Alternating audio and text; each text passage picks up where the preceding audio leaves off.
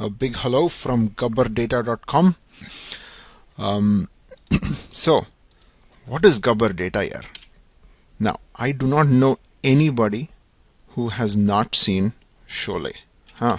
I mean, that is a iconic movie which is simply one of the greatest Indian movies. So, we named our site Gabbar Data because we wanted to be the first India's purely data journalism site. We call ourselves Gabbar Data, the biggest, baddest data site in India, and we focus on data journalism. What does that mean, and how is it different from the other journalism? See, the point with other journalism is it's normally he said, she said kind of news. There is nothing substantial.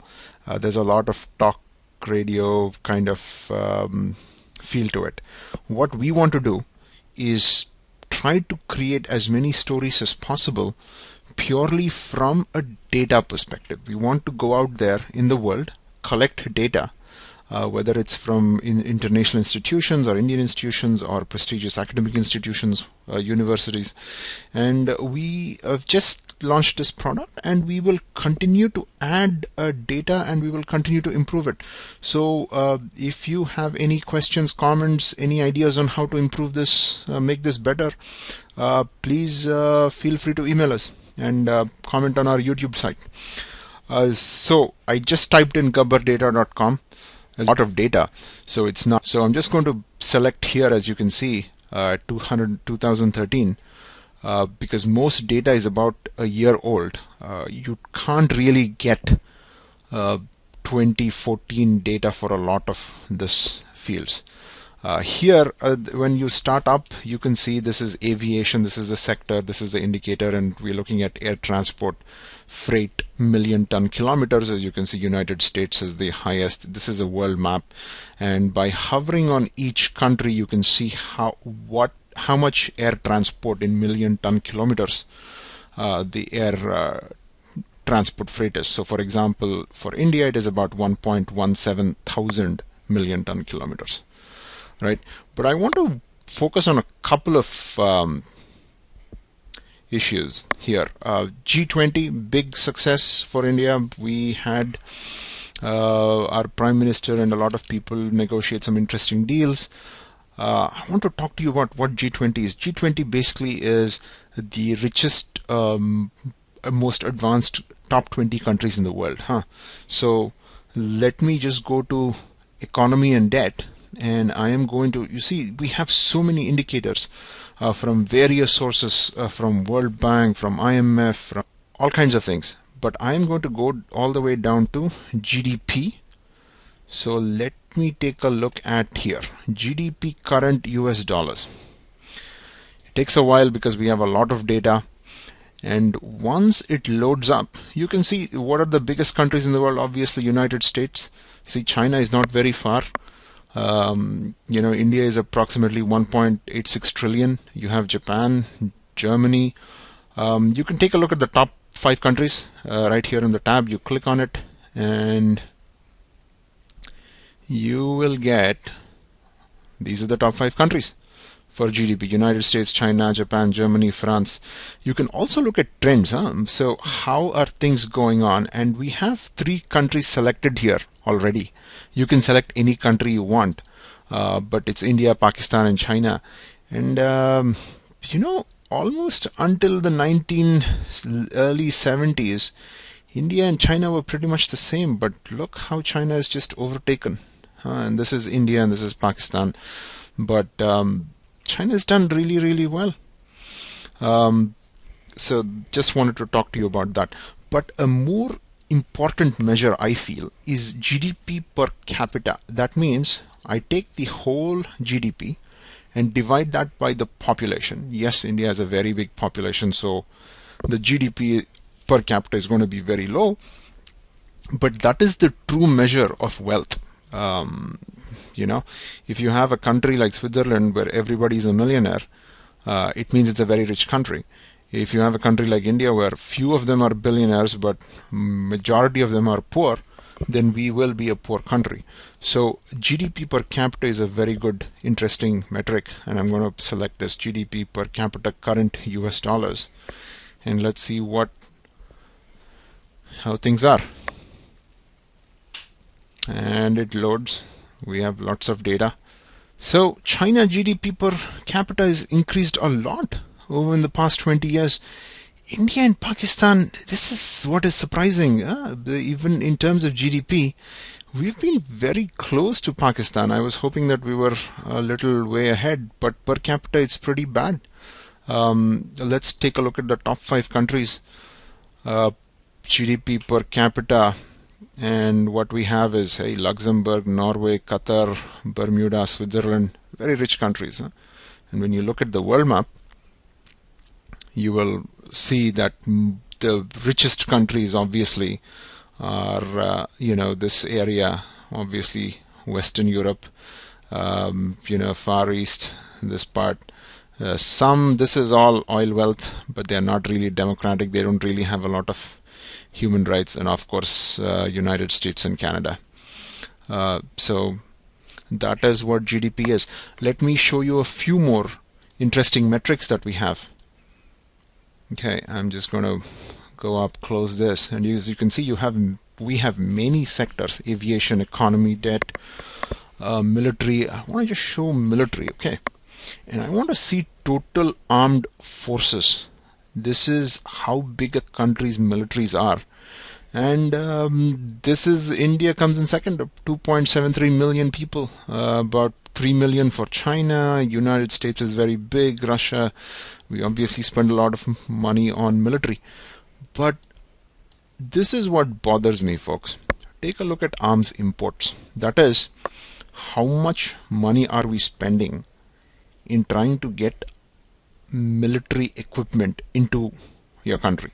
And India is number one.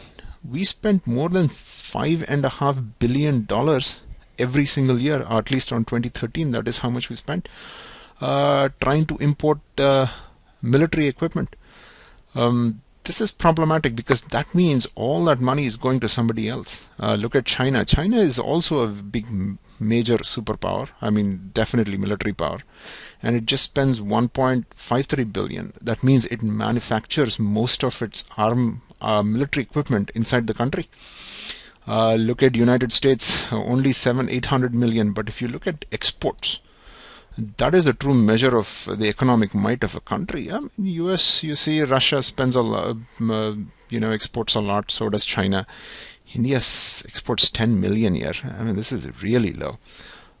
So definitely this has to change, and hoping it would. Of course, one last thing I want to show in terms of military is, hopefully we will never ever have to use nuclear weapons, but I think they are an important currency in terms of world power. And obviously United States has 8,000, Russia has this, India is about 100, Pakistan is about 100, China. So just to give you, this is basically, we have lots of data. You can go through all this information and then you can see what countries are out there. You can switch through tabs and get a very good idea.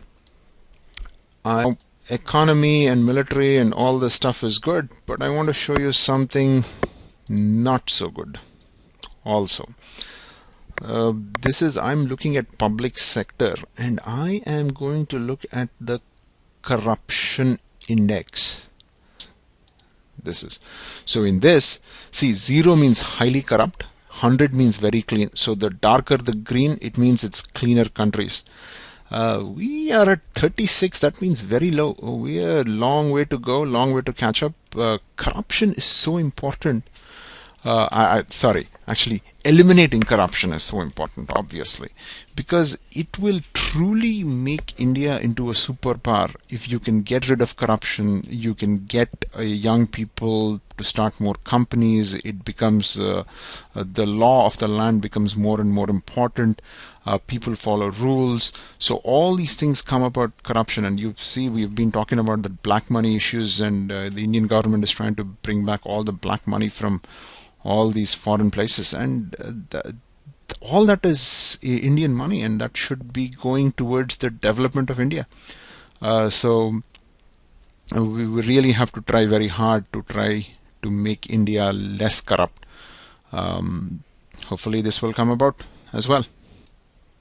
Now I want to take you to another section of the site. This is India in comparison to the world, but I want to look at within India how things are. I'm going to click on this link which says compare Indian states. For this purpose I'm going to select 2013, and I'm sorry, this is all that there is in terms of Google. We don't have the Telangana Andhra split here, still called Andhra Pradesh. But I want to show you a couple of metrics here, a couple of indicators. I'm looking at accidents, and look at this: accidents due to electrocution. This is, in India we have a lot of loose wires on the roads and everywhere else, and this is like Chhattisgarh, Orissa. I don't know what's happening there.